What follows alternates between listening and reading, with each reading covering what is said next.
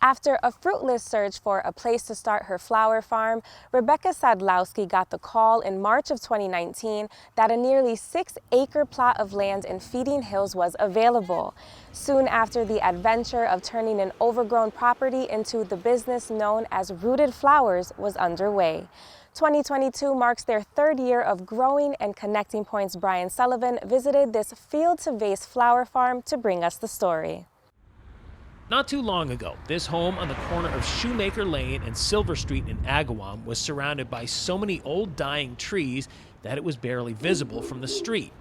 This trailer for an 18-wheeler, which now serves as a storage unit, was once sitting on a lot waiting to be demolished. This unit here, which now keeps flowers cool and fresh, was the back end of a seafood refrigerator truck. It also wasn't too long ago that the idea of turning that which was deemed unusable into functioning cogs in the greater farming operation known as Rooted Flowers was just a sketch on a notepad. But here it is. This old trailer is just one example of several reclamation projects here in the farm. But before they cleared this land out of all its gnarly brush, deadwood, and smelly mud, this place was a breeding ground for ticks and mosquitoes. So really, the entire 6-acre property is one giant reclamation project. But even with the property cleared and ready for farming, there was still one revision to be made, and it involved the business plan.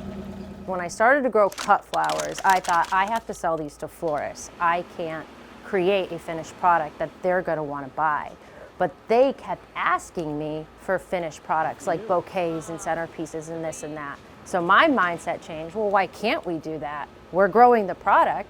I just have to learn design or learn how to create things that are pleasing to the eye. So I did some self-teaching, I went to a few classes, and then that's what ended up happening. We became a cut flower farm that grew for events, and then during the pandemic became essentially a florist.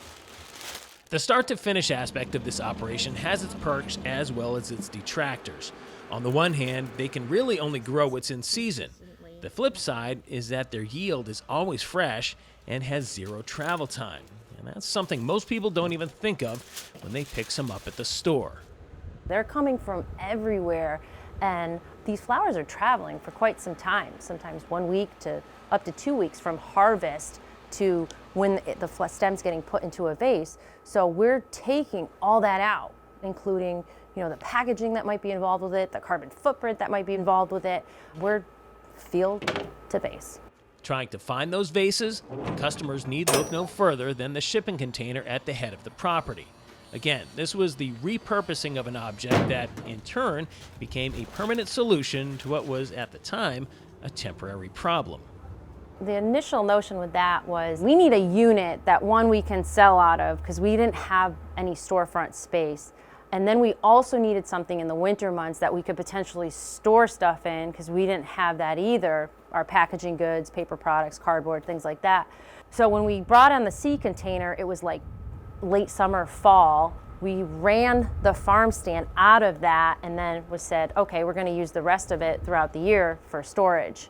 And now it's just become a full-time farm stand. Rebecca Sadlowski is a case study in someone following her passion and letting it guide her success. This one-time dental hygienist who used to sell flowers on the side of the road in her spare time when she wasn't putting her hands into people's mouths has now made digging her hands into the dirt a full-time endeavor. And it's because she knows that flowers are a tangible object with so many intangible and desirable qualities. It's an experience, I think, and I am so passionate about that experience, that connection, that local connection. And flowers especially, they bring us a place in time. You remember those special people looking back and moving forward. I've always considered flowers really one of the most genuine gifts. And it's just been a joy to produce such a thing that we can share with our community.